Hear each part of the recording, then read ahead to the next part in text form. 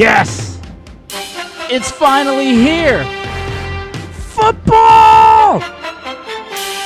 This weekend is the beginning of the NFL season for 2020.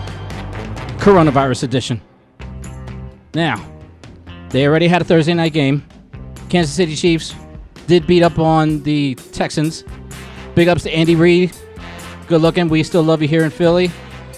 Due to a lot of the issues that have been happening with a lot of the social injustice that has been happening, the Kansas City Chiefs as well as the Houston Texans were in Arrowhead Stadium for the start of the NFL season this past Thursday, but they found themselves thrusted into the middle of a nationwide discussion about social injustice. It was an NFL opener unlike any other. Masks worn by everyone from socially distant fans to the coaching staff, etc., etc. There were a series of videos that were raising awareness about social injustice initiatives and encouraging people to vote, and ultimately both teams locking arms in a display of unity prior to the coin toss. Here's the issue, though. During the time before the coin toss and the teams were locking arms, there was sounds of boos that were coming from the fans. We still don't know if it was because of the opposing team, the Houston Texans, coming in, and usually you want to support your own team and you cheer for your team, but then when the other team comes out, they boo. But it's kind of unfortunate because a lot of people said that the moment was very nice and very special, including the coach of the Houston Texans. Andy Reid also mentioned that, it was a great moment. Can the NFL really bring people together concerning these social injustice problems that we're having right now? Can we get together as one, not because, the commissioner says so, but truly bringing fans together and seeing the injustices that are happening right now in this country? Will this help people get together? Cortez? I'm be real with you, man. Mm-hmm. The NFL needs to fix what they. It's something that they did not completely finish themselves. Okay. I'm going to just throw one name out there. Kaepernick. Mr. Kaepernick, yes. They didn't fix that shit. They didn't apologize to that man for what they did to him, man.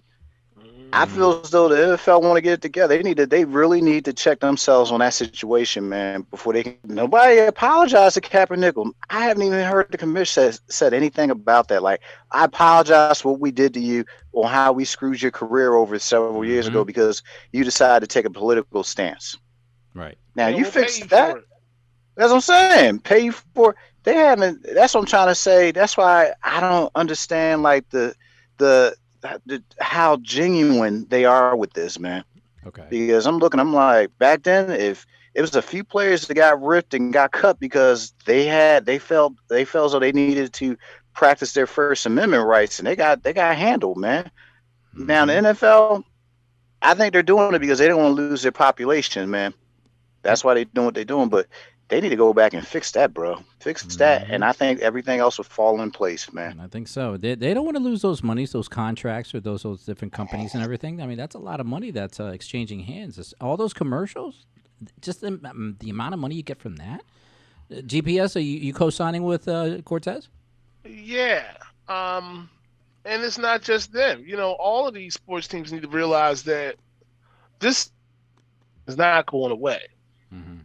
Because you got social media. So now when it happens, it's not a matter of putting it up on a website and hoping people see it. It's not a matter of putting it in a newspaper or sending it out to different people and hoping it gets there and they get it in time and that the story's even still relevant or current. No, you get to see it in real time. Mm-hmm. As soon as you do it and as soon as that person puts up a phone, bang, you're there. Mm-hmm. It's live. And if 10 people saw it, 10 more saw it before you can think about doing anything about it. Mm-hmm. Or 100 more saw it, and then 1,000 more, it just keeps going. As the word viral goes. Mm-hmm.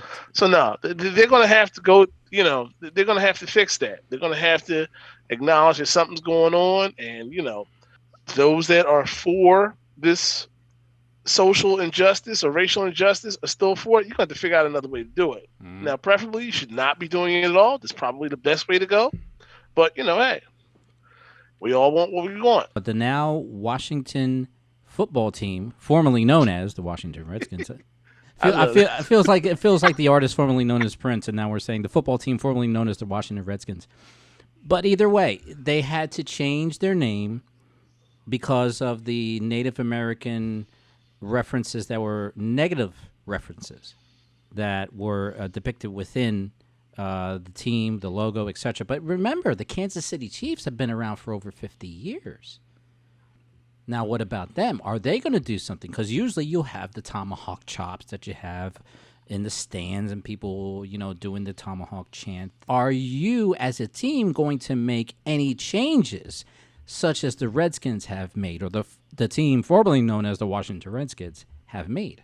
I believe, I'm going to be honest with you, man, and y'all might disagree with me on this. The Chiefs, that's a good name. It represents power. It represents history. Redskins, to me, is more like a racial slur, man. Okay. The Chiefs, they can get away with that. They can get away with it because they're not degrading Native Americans. Because every Native American culture has a chief. Okay. Which stands for leadership, stands for warrior. Okay. I think they can get away with it, but I'm not sure. I let the panel among us decide, but I wouldn't. Yeah, they might want to get rid of the imagery and all that, man, but keep the name, man, because it represents power, man. It represents culture. Part of me, part of it, I agree with the owners. Look, it's been here so long. Look, leave me alone, man. But I still can't get over this Washington football team. I mean, I just believe he was just like, look, what is it, Dan Snyder, right? Yes. Yeah. I believe he was like, you know what? I'm gonna give you a name that you can't argue with at all. And I understand. He's like, look, I got a million and one things. I don't want to be bothered with this. But I know he was just like, you know what? Here, this is what we're gonna be, and that's it. Man, I'm just happy we going. If you go with the animal folks, you be in good shape, man. Like the Eagles. Yes.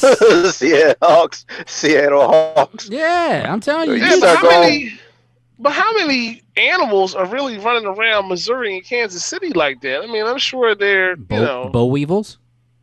I don't know. What's that? Boll weevils? The weasels. Boll weevils, yeah.